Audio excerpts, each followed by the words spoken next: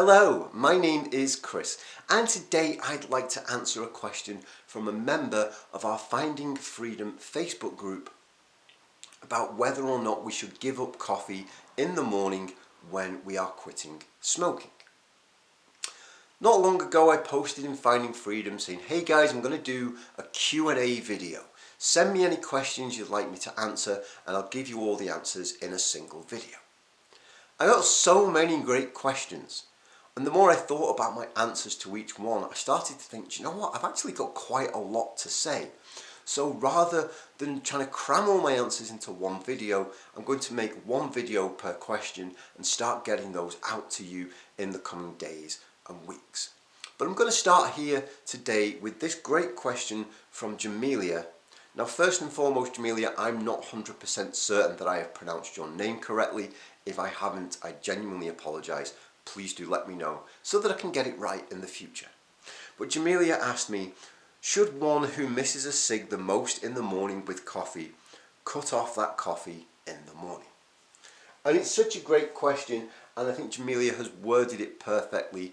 Should a person who misses a cigarette the most in the morning with coffee give it up, rather than should we all give up coffee when we're quitting smoking regardless as to whether it bothers us or not? Because that's a different thing. If you enjoy your morning cup of coffee in the morning and it doesn't seem to affect your quit, it doesn't seem to trigger a craving, it doesn't seem to make you miss smoking at all, then by all means go ahead and drink that coffee. Enjoy the coffee. I had a cup of coffee before I started doing this video. It was amazing. But when I quit smoking, I personally had to give up coffee and caffeine altogether for a limited period of time because I found that that was the hardest for me to get through. I would have a cup of coffee and I'd spent so much time in my life going through this coffee cigarette routine in the morning that when I tried to just cut out the cigarettes and just have the coffee routine, it didn't work. It triggered cravings, it triggered anxiety, I couldn't think straight, I couldn't do anything else until I figured out a way to either get some nicotine in me or just bounce off the walls, and I didn't want that. So I personally had to cut out caffeine, and I'm going to explain why it was the best move for me and why it might potentially be the best move for you as you're starting on your quit. Before I get into that, just a reminder, this coming Saturday, February the 26th, is the date of our monthly live stream. It is the first live stream of the year because I completely messed up last time. It is at 6:30 p.m. UK time. Time zones for other countries are down in the description below, along with a link where the live stream will be hosted, and of course the link is also in the card above. That is this coming Saturday. Today we are talking about that morning coffee, so let's get into it. The more I thought about Njemilia's question, should we give up coffee in the morning if it makes us miss smoking the most, the more I started to reword and reframe this question into something different. And I think the real question is, should we stop doing anything that makes our quit more difficult? And to that, the obvious answer seems to be a resounding yes. If something is making it harder to quit smoking and we have an opportunity to stop doing it, then let's stop doing it at least until we get to the other side of our quit. Like I said, some people can have their morning coffee and they don't even think about smoking and they go about their day, and that is awesome. Some of us don't. But it might not be coffee. Sometimes it might be, well, Chris, every time I go to this place, I get this terrible craving and I can't cope and my head is a mess and I just can't, and I need to smoke. Every time I eat this certain food, my head is a mess and I crave and it drives me insane. Chris, every time I stand on my head with my underpants wrapped around my head singing Kumbaya, I crave a cigarette like crazy. In which case the answer is stop standing on your head, take your underpants off your head and stop singing Kumbaya. Maybe sing a different song. I'm just joking. In other words, anything that is making our life, anything that is making it more difficult to quit smoking that we don't have to do And bear in mind, we don't have to drink coffee. It's a choice that we make, right? That we're going to drink this coffee. Anything that we don't have to do, why do it if it is making smoking more difficult for us?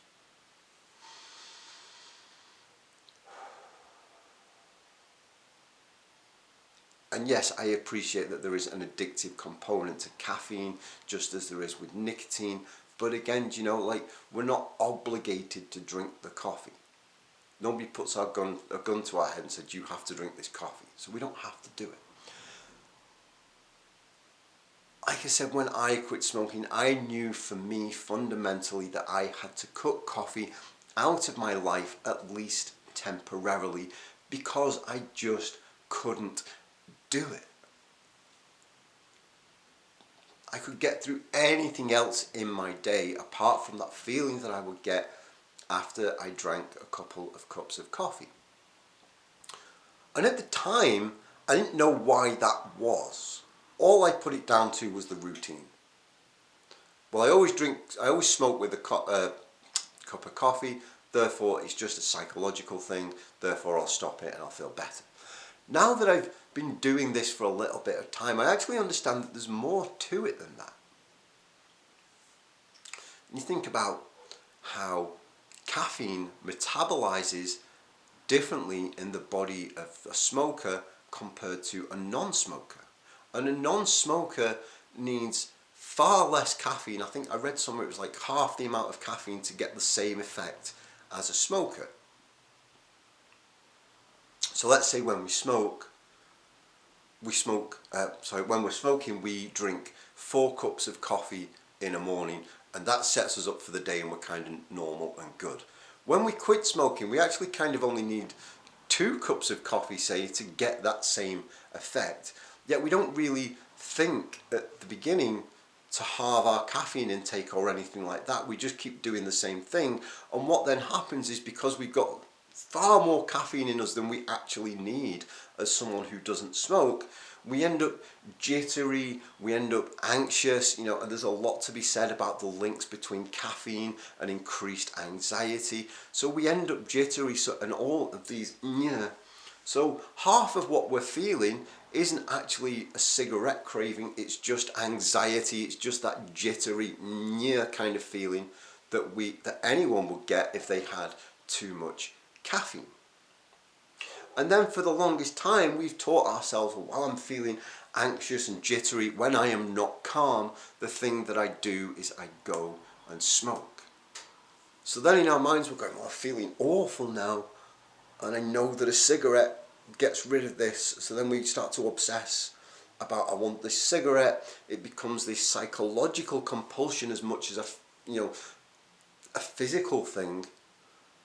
And we either end up having the cigarette and going, oh my goodness, I've just, ruined another quit attempt. Not ruined it, we haven't ruined it. There's always a chance to get back on track, but that's the kind of language that we can use. I've just ruined another quit attempt. All because I drank too much coffee this morning. And I didn't need to. So that was why I personally made the decision to give up coffee when I was quitting smoking, because I would find that I would try and go into my normal morning routine and drink the same amount of coffee, and it was creating all kinds of physical anxiety for me. Like, I was just feeling tense and like, yeah, I can't do this anymore. Coupled with this psychological thing of, oh my goodness, I'm supposed to be smoking. I've got this trigger going of, there's something missing here and I need a cigarette. And I need the cigarette to get rid of these feelings of physical anxiety, tension, to get rid of the jitters caused by the caffeine, to get rid of the very real craving that would start to develop. Oh my goodness, I need a cigarette. And every time I drank coffee in the morning, my quit didn't get very far. It would be like a white knuckle ride that kind of 99% of the time ended with me going, screw this, I can't do it, I'm having a cigarette. And to be honest with you, I found giving up caffeine pretty easily. Even though I kind of drank it all throughout my day, it was literally my whole, not just my morning, but my day became coffee, cigarette, coffee, cigarette. even despite that, I found it very easy to abstain from any kind of caffeine, really. But I appreciate that some people don't. You know, I do appreciate that caffeine does have an addictive quality to it. Maybe not to the same level of intensity as nicotine, although I can't prove or deny that that's the case. Maybe it does, maybe it doesn't. But it does have this addictive quality to it. And if we're finding that, you know what, actually giving up caffeine entirely is going to be far too difficult for me, then we can at least cut down on it, simply because we don't need the amount of caffeine that we used to. So like I said before, if we're drinking 4 cups of coffee, make that 2 cups of coffee. If we're making 2 cups of coffee, make that 1 cup of coffee. If we only have 1 cup of coffee, maybe we only have like a cup of half calf or even decaf or something like that. Maybe not decaf, because that kind of defeats the point, right? But, you know, or maybe we only have half a cup of coffee, and we work out and we test and we can see how this goes. Should we give up coffee in the morning if that is the one time of day when we miss cigarettes the most? If it is making your life difficult, if it is making it hard to quit, then absolutely knock it on the head for at least a little bit of time. Even knock it on the head or cut down to something that is manageable. You know, I would say halve your caffeine intake if you're not going to give up altogether, but you might go, actually Chris, I used to smoke four cigarettes. I used to drink 4 cups of coffee, so now I'm just going to drink 3 cups of coffee. I'm going to try that. Actually, that still doesn't work, so I'm going to go down to 2. That doesn't work, I'm going to go down to 1. And then I'm just going to watch Chris on YouTube going, oh. Do what works for you in all situations, knowing that it is not forever. I've talked about coffee multiple times over the years, and I've always said if you do decide to give up coffee to help you quit smoking, it is not a permanent thing. You do not have to give up caffeine forever. You have to give up caffeine for as long as it's causing an issue. I can't exactly remember how long it was after I quit smoking that I started drinking coffee again, and I'm kind of annoyed about that because it feels like that's the kind of thing that you guys would ask me.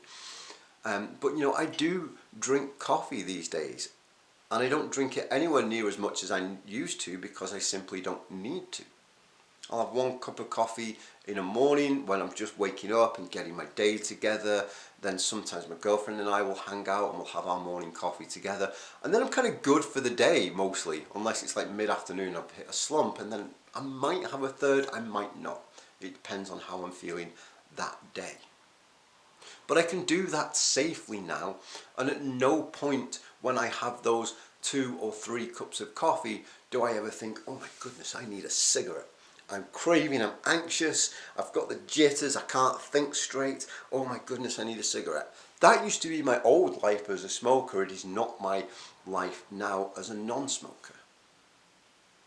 Because I am a non-smoker, my body, my brain, my thought process responds the same way as somebody who's never smoked. And somebody who's never smoked never picks up a cup of coffee and goes, oh my God, I need a cigarette. Doesn't happen. So ultimately it comes down to do what is best for you. If drinking coffee is making it hard to quit smoking, stop or cut down at the very least.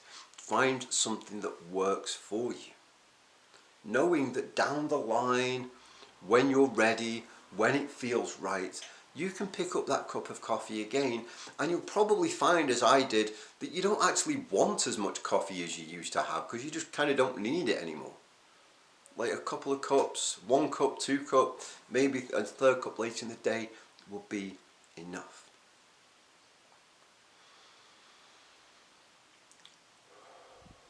Njemilia, I hope that has answered your question. I hope that's given you something to think about. Same with all the rest of you who are watching this video. I'm going to get straight ahead after this video and start answering more questions, but before I do, 1 second. I wrote a book. It is called Quit Smoking and Be Happy.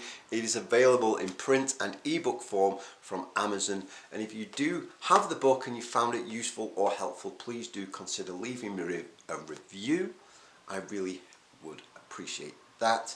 Speaking of finding freedom, if you're wondering where all these people are hanging out and asking me questions, you can join us facebook.com/groups/findingfreedom1. There is this amazing community of people at all different stages of their quit journey, celebrating one another's successes and helping each other out when things tend to get a little tough.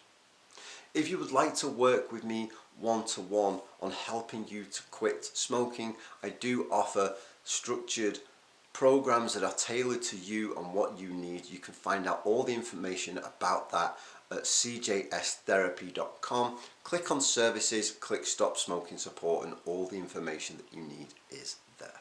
For now, I'm going to stop talking. I will see you next time. Goodbye.